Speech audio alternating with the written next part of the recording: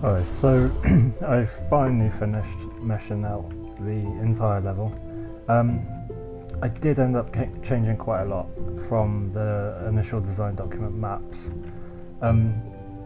just because in practice it wasn't working the way I intended it to. I didn't have some of the static meshes I thought I had available. For example, I struggled to find a wall that I felt was appropriate for the kind of catacombs I was going for initially. So I ended up changing it into sort of three distinct sections. So I have like a outdoor graveyard, a cave, and then sort of like a shrine place. I prefer it this way. I got rid of a lot of the blockiness that I had in my initial maps. I think it just flows a lot better overall as well, and I can make each section quite distinct and different. So yeah, I'll walk you through it now. So this is just the village. Seen this a bunch of times. I've had this done for ages. I probably will try and get some NPCs in here just to make it feel a little bit more alive. Obviously that's a bit of a time constraint.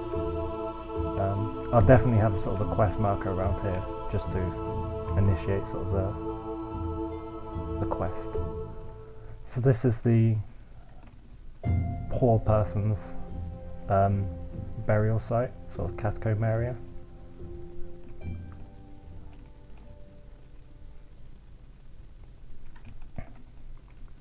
If you look down, you can see the different sections. That's sort of like the shrine area.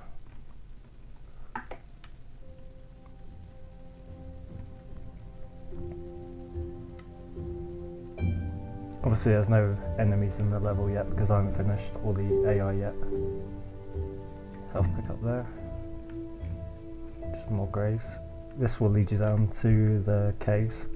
I didn't intentionally make it too bright or too dark. I wanted sort of a middle ground. Like you can see the sun coming through, but it's very foggy, and I didn't want to guide the player too much. I tried to keep semiotics in mind, obviously, but I didn't want to handhold the player. I just want them to be able to explore for themselves. And if they go the wrong way, well, they have to backtrack. There is no... oh, bit of lag there. There is no wrong way either, really, so... this is where the first mini-boss will be. The idea is that there'll be a weapon pickup here. You'll pick it up, then the boss will emerge and start attacking you to try and reclaim his weapon, or her weapon. So heading down into the caves now. You'll notice the music changes to fit. I've got these sort of dust particles around, and this is, the player will come to realise this signifies where there's the necromancer's magic is strongest. So they'll be heading down here. There'll be no enemies down here, just to build suspense. Health pickup so you know there's a boss fight imminent.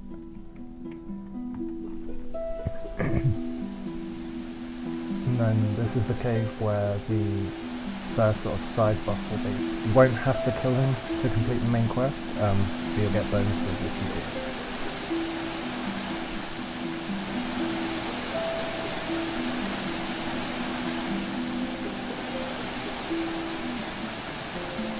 Again, I try to keep it very foggy.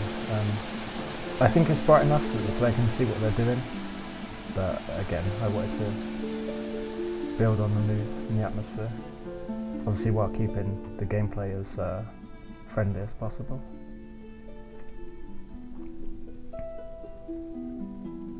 Head back down the cave.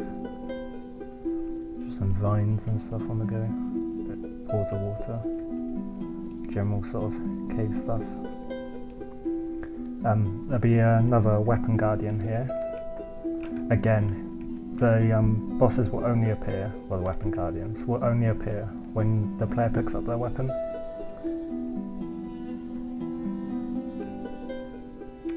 I'm going to pick up.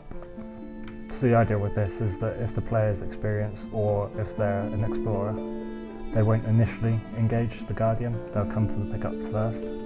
If they feel they need it, obviously, they might not need it. And another weapon guardian here. Oh, bit of lag again. I think it's just because I'm recording. So they are quite close together, but I wanted the player to have a choice. Like, you don't need every single weapon in order to complete the level, or at least that's the goal anyway. It just helps, so it's finding that balance between the player type and how much score you want to achieve, and whether you want to kill absolutely everything. I try to keep as many player types and options in mind when designing the level, just to try and cater to everyone.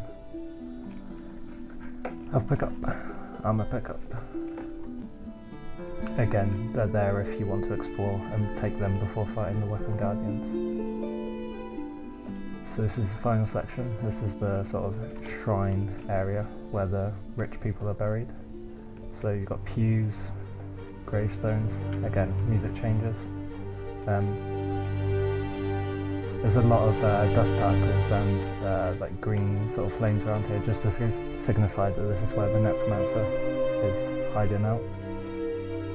Sort of not hidden, but like again, not not hidden, but a bit out of the way is another weapon guardian. This is the final one. Don't worry that there were maces, by the way. I will change that. I just haven't got around to it yet.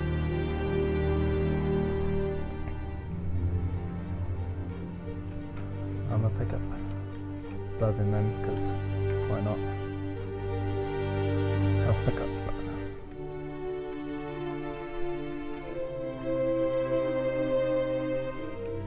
Then in here is where the necromancer is performing these rituals.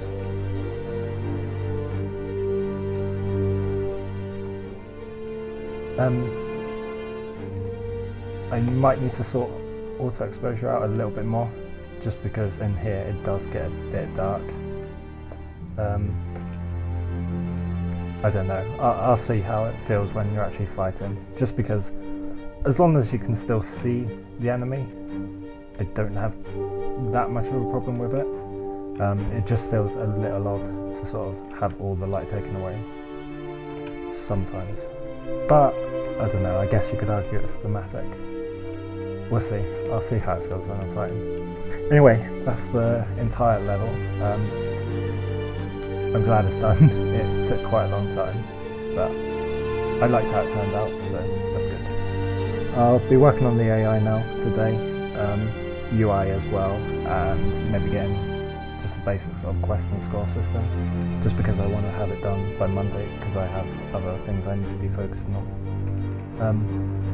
But yeah, that's it for now. Thanks. Yeah.